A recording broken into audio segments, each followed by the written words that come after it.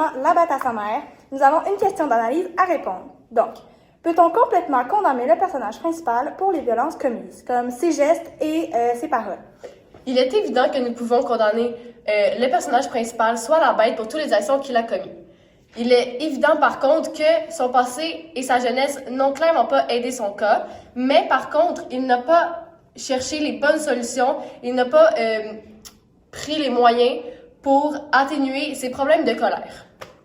Je suis entièrement d'accord avec Alicia. En effet, la bête n'a pas eu une enfance ordinaire ni facile.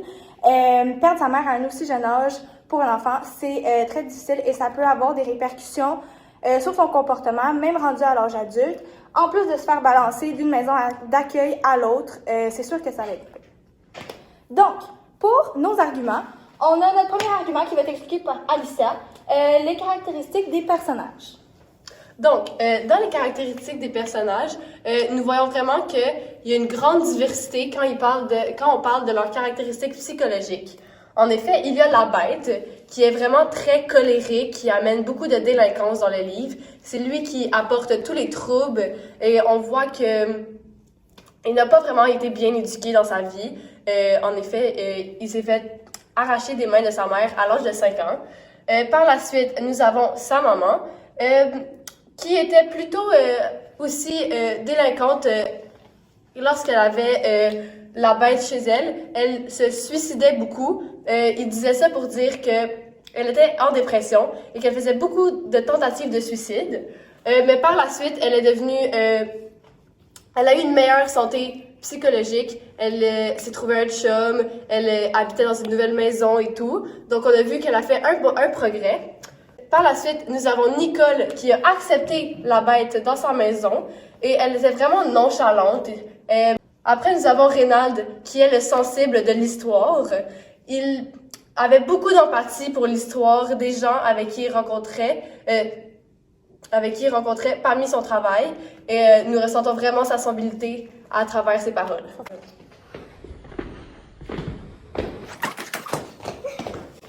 Donc, pour mon deuxième argument, on a le thème et le style de l'auteur. Donc, pour les thèmes, il y en a 3. La délinquance, la famille et la pauvreté. Dans la famille, c'est plus l'obsession, mais vous allez voir plus tard. Donc, dans la délinquance, on voit clairement que la bête, c'est un psychopathe, on va le dire. Il y a une obsession envers les animaux. Il les tue, il n'est pas capable d'être gentil. Il a toujours été entouré d'animaux. Il se trouve un travail avec les animaux qui montre qu'il va pas très bien. Ensuite, on a la famille. Il est obsédé avec sa mère.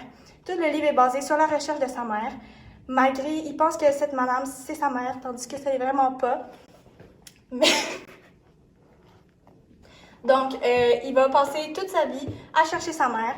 Et il est convaincu que la madame qu'il voit dans sa fenêtre, c'est sa mère. Et que le monsieur qui est avec lui, qui appelle le grec, il fait du mal ou qu'il la garde juste pour elle. Ensuite, on a la pauvreté. Donc, clairement, la bête ne sait pas comment gérer son argent. Elle va la mettre dans plein de choses qui sont inutiles, mais pour lui, c'est comme un besoin, là, parce qu'il est addict à la drogue, puis il est tout le temps en train de boire. Et il va jouer aussi l'addiction aux jeux de hasard. C'est vraiment important aussi, parce qu'à chaque fois qu'il y a de l'argent, il faut qu'il aille la dépenser. Après ça, il n'est pas capable de payer son auto qu'il va avoir emprunté à Reynald, et il ne sera pas capable de payer son appart. C'est pour ça qu'il déménage souvent aussi. Donc, c'est vraiment un problème d'argent là, avec de l'addiction. Puis, ça va faire qu'il va devoir voler parce qu'il n'y a pas d'autre moyen d'avoir d'argent. Même s'il travaille, tout l'argent qu'il travaille va aller dans, comme j'ai dit, les jeux de hasard, l'alcool et la drogue.